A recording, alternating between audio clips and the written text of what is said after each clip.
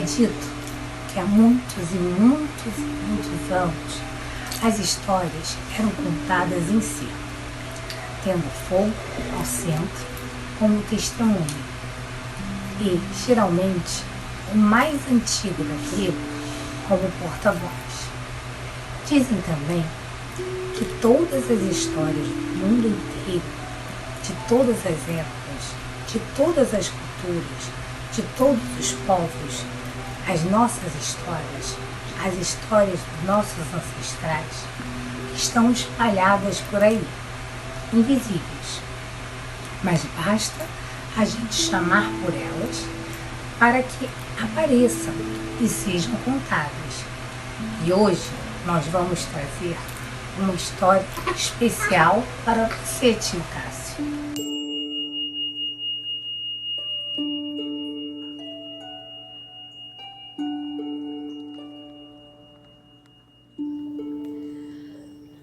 Essa história se passou há muitos anos atrás, no sudeste dos Estados Unidos. E ela começa com a chegada do senhor Dunnigan e sua esposa a uma comunidade rural, no Arkansas. A velha fazenda para a qual tinham se mudado tinha uma camada de solo arável muito fina, além de não faltarem pedras e pirambeiras. Por isso, ninguém estranhou que só tivessem passado por lá um verão. Mas ninguém esqueceu o Sr. Dunnigan. Anos depois, quando se mencionava o nome dele, um certo olhar, quase de perplexidade, aparecia no rosto das pessoas. Alguém dizia: aquele homem dos chocalhos, aquele que... A frase raramente se completava, porque ninguém sabia exprimir com palavras exatamente o que o homem dos chocalhos havia feito. Dunnigan era um homem alto e magro, com um rosto queimado do sol, enrugado em traços agradáveis, como se ele houvesse rido muito. Os cabelos eram brancos e espessos, e às vezes, quando a luz era favorável, a franja redonda que saía debaixo do velho chapéu de palha parecia uma auréola imaterial. Andava um pouco inclinado para a frente, como que ansioso para enfrentar a vida, conforme ela viesse, e fazer o que ele fosse possível.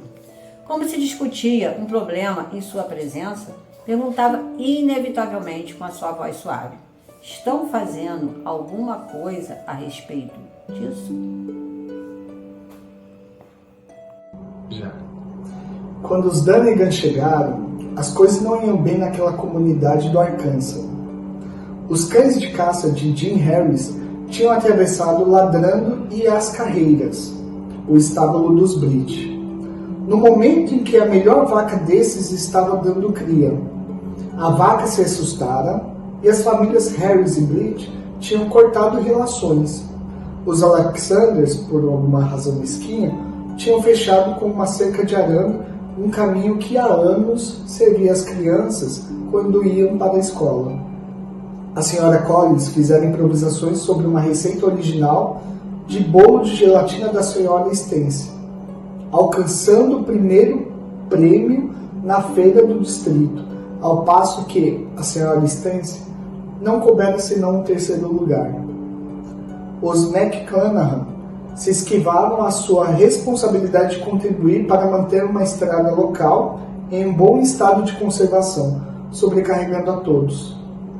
E até os antes tão próximos Adele Britt e Murphy Alexander, estimados pelos recitais que abriam os eventos locais, estavam desentendidos por motivos não sabidos.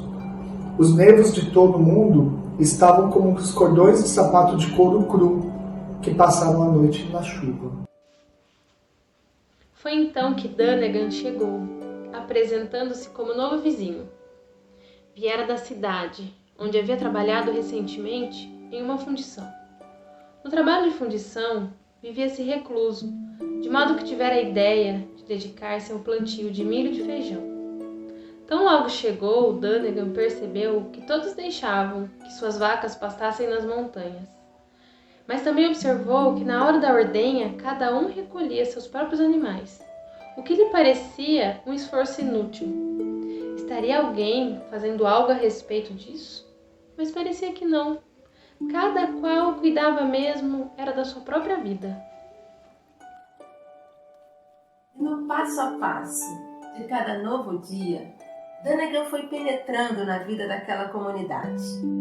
Para cada par, foice, machado ou ancinho que pedia emprestado, Dunnigan retribuía com a mesma gentileza, oferecendo-se para polir e afinar os chocalhos das vacas de toda a gente.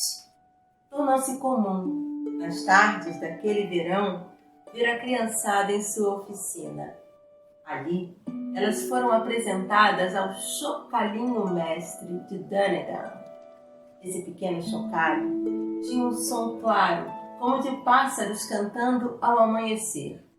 Mas não se tratava de apenas de um tom, mas de um tom sobre outro tom progressivamente mais leve. E era com esse chocalho, forjado em um tom de lá perfeito, que Dunnigan afinava os demais. Chocalho é como gente, dizia ele. Poucos sabem viver em harmonia. É preciso afinação. Mas como se afina a gente? Perguntavam-lhe as crianças, às quais Dunnigan, rindo-se, respondia: isso quase sempre se resolve com os encontrões e atritos cotidianos de uns com os outros. Isso e mais alguma visão elevada do que poderia ser a vida.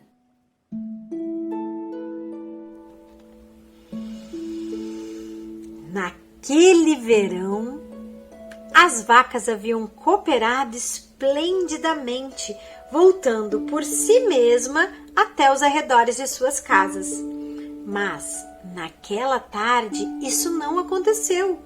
Sem ter o que fazer, os moradores puseram-se a subir a montanha, estranhamente envolvida por uma sonoridade doce, suave, irresistível.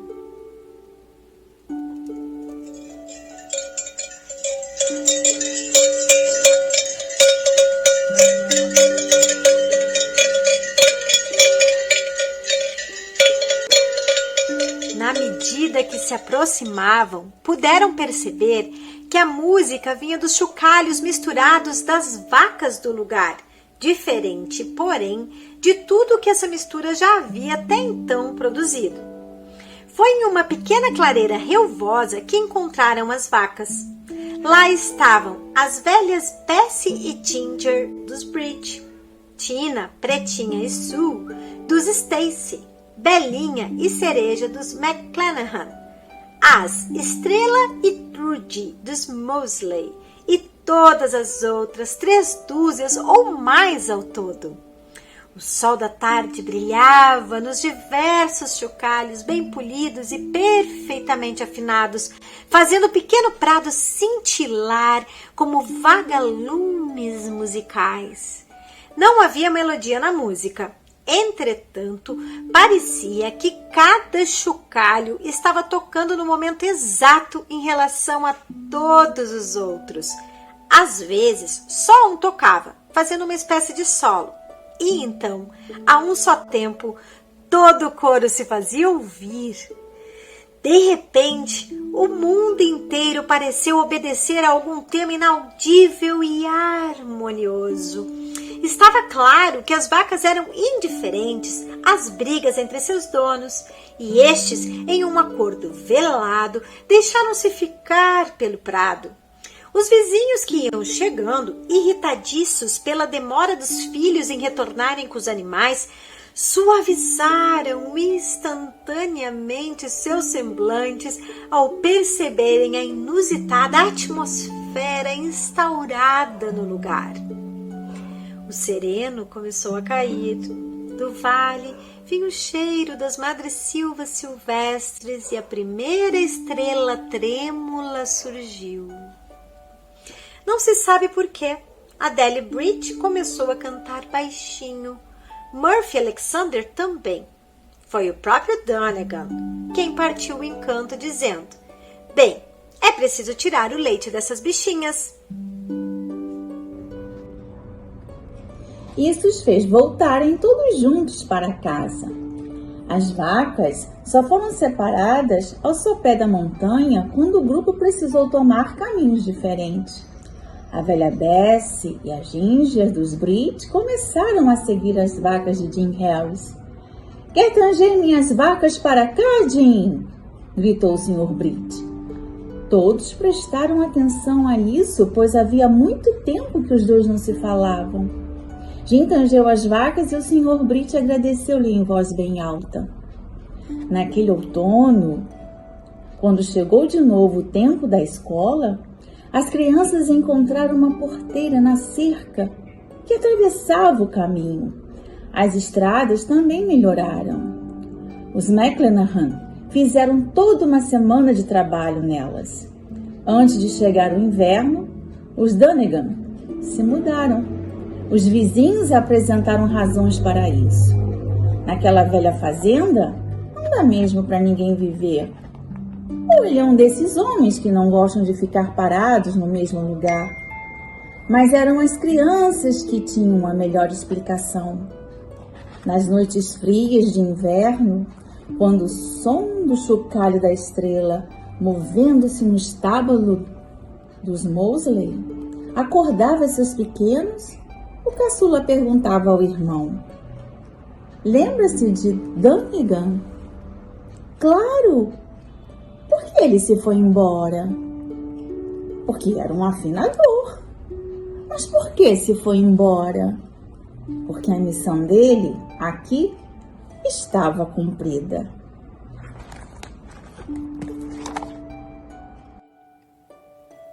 Assim dissemos, assim contamos. Quem ouviu, gostou. Receba no seu coração, Cássio, essa linda história que por aqui passou.